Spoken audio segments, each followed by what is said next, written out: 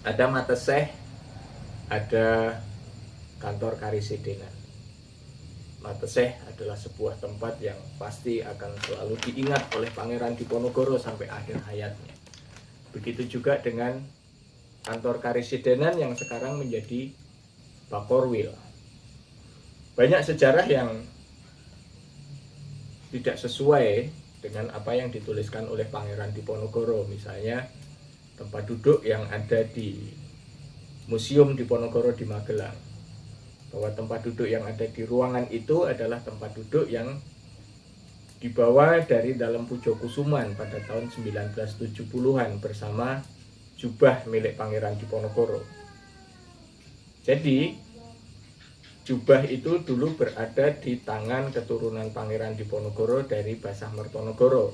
Basah Mertonegoro adalah panglimanya Pangeran Diponegoro sekaligus juga menantu Pangeran Diponegoro. Jubah disimpan oleh keluarga Basah Mertonegoro. Kemudian salah satu keturunan Basah Mertonegoro dengan Raden Ayu Impun itu menikah dengan salah seorang kerabat Keraton Jogja dan tinggal di dalam Pujokusuman. Nah, tahun 1970-an pihak Kodam Diponegoro datang kepada keluarga Pujokusuman meminta agar jubah dibawa ke Magelang. Begitu juga dengan meja kursi yang dulu berada di Tegalrejo. Dibawalah ke Magelang dan muncullah sebuah cerita bahwa meja kursi itu yang dipakai untuk perundingan antara Pangeran Diponegoro dengan Jenderal Depok.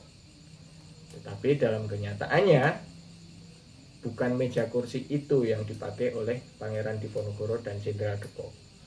Dan ruangan yang sekarang ini digunakan untuk Museum Pengabdian Pangeran Diponegoro bukan ruangan yang dulu digunakan oleh Jenderal Depok dan Pangeran Diponegoro ketika terjadi perdebatan. Saya tidak mau mengatakan perundingan karena itu adalah sebuah jebakan. Dulu Bakorwil bentuknya tidak seperti itu. Ada dokumen yang nanti bisa dilihat. Dan Pangeran Diponegoro menuliskan aneng ruang paseratan, artinya di ruang kerja. Kalau itu ruang kerja seorang jenderal, tidak mungkin berada di sayap depan. Pastilah berada di dalam. Nah, itu logika saya, dan itu sudah saya diskusikan dengan Pak Peter Carey, dengan Mas Bagus Priyana, pengelola channel YouTube ini. Mudah-mudahan pelurusan sejarah ini bisa kita pahami, karena memang sejarah di Indonesia ini terkadang disampaikan secara simpel. Saya sangat memaklumi karena pada era Presiden Soekarno dulu, pelajaran sejarah itu dibuat untuk membentuk jiwa nasionalisme. Targetnya adalah bencilah kepada bangsa penjajah, yaitu Belanda, Inggris, dan Jepang. Karena tiga negara itulah yang sudah pernah menjajah bangsa Indonesia pada saat itu. Tetapi sayangnya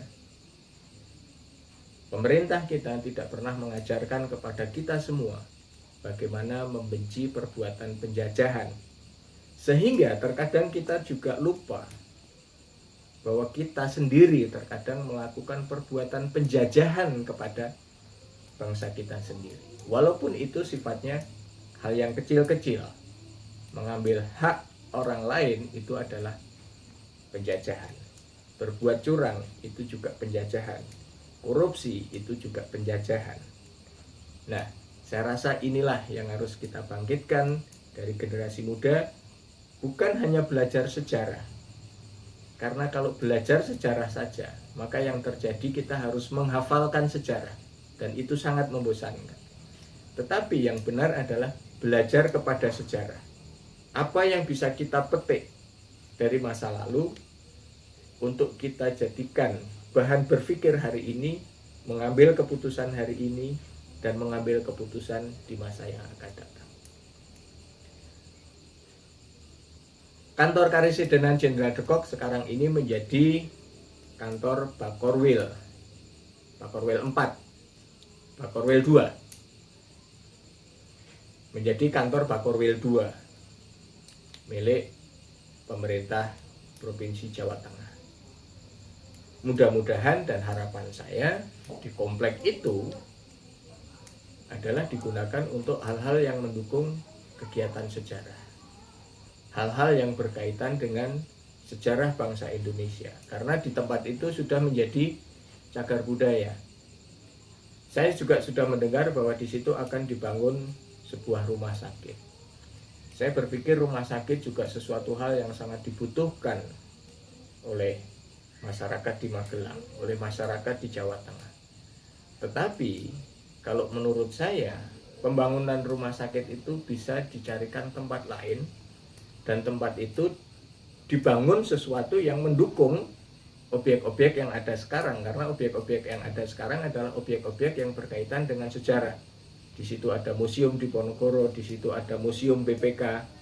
Ya selayaknya seandainya di situ dibangun sesuatu yang baru, ya sesuatu yang mendukung sejarah yang ada di Kota Magelang, mendukung wisata sejarah, mendukung sarana dan prasarana bagi masyarakat Magelang, masyarakat Indonesia umumnya untuk belajar sejarah. Apa itu? Misalnya dibangun museum, bahwa perjuangan masyarakat Magelang itu tidak hanya berkaitan dengan Diponegoro, tetapi sejarah panjang masyarakat Magelang, masyarakat kota maupun kabupaten. Nah itu yang harus dibuatkan museum, dan saya pikir kalau dibangun di tempat itu juga akan sangat mendukung. Tetapi kalau dibangun rumah sakit, menurut saya menjadi tidak nyambung. Seperti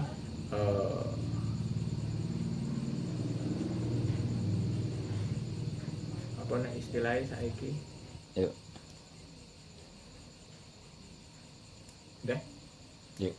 Jadi kalau menurut saya, kalau di situ dibangun rumah sakit, ya jadinya ya Joko Sembung makan kedondong, nggak nyambung dong, kan gitu. Jadi mudah-mudahan, saya yakin Pak Ganjar orang yang sangat bijaksana, orang yang sangat baik sekali, orang yang dipercaya oleh masyarakat Jawa Tengah untuk memimpin Jawa Tengah. Saya yakin harapan teman-teman Kota Tua Magelang, harapan teman-teman pecinta sejarah Magelang itu diperhatikan oleh Pak Ganjar. Kalaupun itu sudah direncanakan, saya yakin itu bisa digeser ke tempat lain. Dan rumah sakit memang dibutuhkan oleh masyarakat di Magelang, karena Magelang sudah tumbuh menjadi kota yang sangat besar. Tetapi mbok iyao, jangan di situ. Karena menurut penelitian di situ sudah ditetapkan sebagai daerah cagar budaya. Dan untuk membangun daerah cagar budaya itu ada aturannya. Walaupun mungkin sekarang sudah ditetapkan oleh pemerintah pusat, misalnya diizinkan dibangun di situ. Ya kalau memang semua mau dibangun dengan bangunan-bangunan baru, diganti dengan bangunan-bangunan baru, ya mari kita robohkan bersama saja semua bukti-bukti sejarah yang ada di Indonesia ini, dengan atas nama modernisasi, dengan atas nama pembangunan, kita ganti dengan bangunan-bangunan baru. Kita tenggelamkan bersama, kita hapuskan bersama ingatan anak muda terhadap sejarah masa lalu nenek moyang. Dan saya yakin Pak Ganjar tidak akan melakukan itu. Terima kasih, sampai ketemu.